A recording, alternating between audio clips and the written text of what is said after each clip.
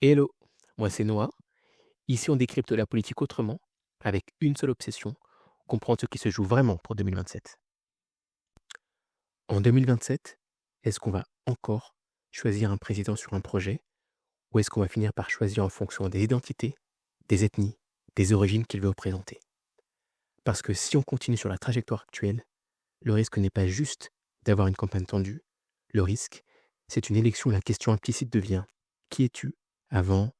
Que proposes-tu? Et ça, ce serait un basculement majeur. Depuis quelques mois, quelque chose est en train de changer en France. De plus en plus, les débats politiques ne portent plus seulement sur les idées, mais sur l'identité de ceux qui les portent. L'affaire autour de Bali Bakayoko en est une illustration très concrète. Bali Bakayoko, c'est un jeune maire, il vient d'être élu lors des municipales de 2026 à Saint-Denis. Et lors d'un échange télé, une confusion s'installe. Il parle de Saint-Denis comme ville des rois morts et du peuple, et c'est compris comme ville des Noirs. En quelques heures, tout s'emballe, notamment sur X, et notamment par la droite et l'extrême droite. Il est soupçonné d'être suprémaciste noir. Et ce soupçon est repris le lendemain, chez BFM, à une heure de grande écoute, par Apolline de Malherbe. pouvoir comme être maire d'une ville importante comme Saint-Denis. C'est Donc aussi pour ça, vous, la c'est Nouvelle-France. important, vous l'avez dit d'ailleurs, vous avez dit c'est aussi la ville désormais, alors que un de mes confrères vous interrogeait sur la ville des rois, vous disiez c'est aussi la ville des noirs. Est-ce que ça compte pour vous? C'est pas la ville des Noirs, c'est la ville donc des rois et du peuple vivant. C'est ça, en fin de compte, le terme complet, en fin de compte, qui a été rappelé.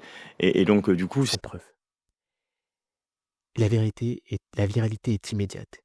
Et la vraie question, elle est: est-ce qu'on est en train de préparer une présidentielle où l'identité pèsera plus que les idées? Ce qu'on voit aujourd'hui, ce n'est pas un cas isolé finalement. C'est une tendance de fond. De plus en plus, on ne juge plus seulement ce qui est dit, on juge qui le dit. Concrètement, avant d'écouter une idée, on regarde l'origine, la couleur de peau, la légitimité supposée. Et ça, on le voit partout. Bali Bakayoko, voilà, parce que il est noir, parce que c'est un maire LFI, tout de suite, on suppose qu'il a voulu dire Saint-Denis, ville des Noirs. On a évidemment Aya Nakamura, et là le débat glisse. On passe d'un débat d'idées à un débat d'identité. Alors, soyons très clairs, le racisme existe bel et bien encore en France. Il est bien réel, notamment à droite et à l'extrême droite. Et je ne sais pas si vous en rappelez, mais pendant les législatives de 2024, plusieurs séquences ont marqué et ont confirmé ce propos. Par exemple, il y a eu un débat lunaire sur la binationalité et qui était revenu très fortement sur le devant de la scène.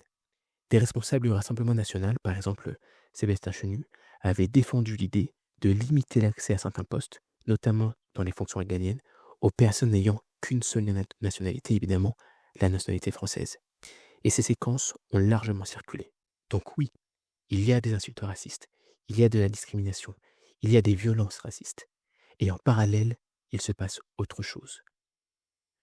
Une montée de la lecture identitaire et également à gauche. Avec souvent une attention de départ qui est tout à fait légitime, qui est corriger finalement les injustices, mais avec une dérive. Par exemple, on a Daniel Obono qui a parlé de la fête de l'humanité comme étant trop blanche. Et donc, du coup, qui critiquait un manque de diversité. Ce qui est défendu au départ, c'est bien la diversité. Mais ce qui est perçu derrière, c'est autre chose. L'idée que certaines populations doivent être représentées par les leurs. Et c'est là qu'on bascule. Parce qu'on ne parle plus seulement d'égalité, on parle d'assignation. En fait, il y a deux niveaux. Le premier niveau, c'est le niveau le plus visible. C'est un affrontement raciste assez simpliste, basique. Les blancs versus les noirs et les arabes. C'est des insultes, c'est du racisme ordinaire, c'est des tensions, c'est de la discrimination. Et puis, il y a un deuxième niveau. Deux visions de la France qui s'affrontent. Une France du mélange, de la créolisation, et une France plus traditionnelle, héritée de son histoire européenne, chrétienne et blanche. Et en soi, ce débat, il pourrait être tout à fait légitime, on pourrait en discuter tranquillement. Mais le vrai problème, c'est ce qu'on en fait. On colle des visions à des identités et on va imposer. Alors, je vais parler de de raciser, hein, vous aurez compris, les Noirs, les Arabes, les Asiatiques, voilà, tous les non-blancs. On impose aux racisés de se positionner. Une partie dira, si tu es noir, tu dois forcément être pour le mélange, pour la colonisation, sinon ça ne va pas. Et l'autre partie dira, ok, on peut accepter que tu sois noir, mais seulement si tu te fonds dans notre tradition française, parce que à Rome, tu fais comme les Romains. Et là, l'individu disparaît. D'ailleurs, vous remarquerez, et c'est intéressant, que cette assignation, elle n'est imposée que pour les personnes racisées. On ne demande pas à une personne blanche de se positionner. Il peut très bien être pour le mélange ou pour la tradition française, entre guillemets. Bah, très bien, c'est son choix. Ce n'est pas le cas pour une personne racisée. Elle doit se positionner et elle sera forcément critiquée par un des deux groupes.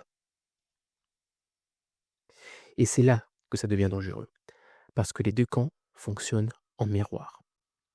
À droite, c'est la suspicion, le rejet et parfois le racisme frontal. Et à gauche, c'est d'abord une volonté de protéger, mais en voulant protéger, on essentialise. Et on réduit les individus à leur origine. Et on attend d'eux une cohérence. Résultat, dans les deux cas, on ne voit plus une personne ou une catégorie. Et c'est là que se crée la double peine. Subir le racisme et être enfermé dans une identité. Et regardez ce qui se passe. Des personnalités comme Christine Kelly, Sonia Mabrouk, elles sont régulièrement prises pour cible. Elles sont parfois qualifiées, alors pour Christine en l'occurrence, de bounty, de traître, de haine de maison, et pour Sonia Mabrouk, de service, parce qu'elles ne pensent pas comme elles devraient penser selon une partie de la population. Et de l'autre côté, on va avoir Aya Nakamura, critiquée de manière atroce par des racistes et transformée en symbole politique malgré elle. Dans tous les cas, ce qu'on dit c'est reste dans la case à laquelle on t'assigne. Et tout ça nous amène à 2027. Si cette logique continue, le risque, c'est une élection fragmentée, des blocs identitaires, des votes d'appartenance et des candidats surtout qui vont jouer avec ça, aux extrémités de l'échiquier politique. Et surtout, on ne parle plus des vrais sujets. Économie, lutte contre la pauvreté, écologie, santé, et notamment la santé mentale chez les jeunes, le narcotrafic, le terrorisme, la politique internationale dans ces temps troubles. Les sujets qui devraient structurer une politique présidentielle passent au second plan. Alors il y a quand même une réalité positive. Aujourd'hui, des personnes racisées sont journalistes, responsables politiques, figures publiques, à gauche comme à droite.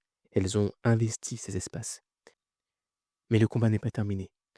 On aura vraiment avancé le jour où on ne dira plus personne racisée et où du coup, une personne pourra défendre n'importe quelle idée sans être amenée en permanence à son origine.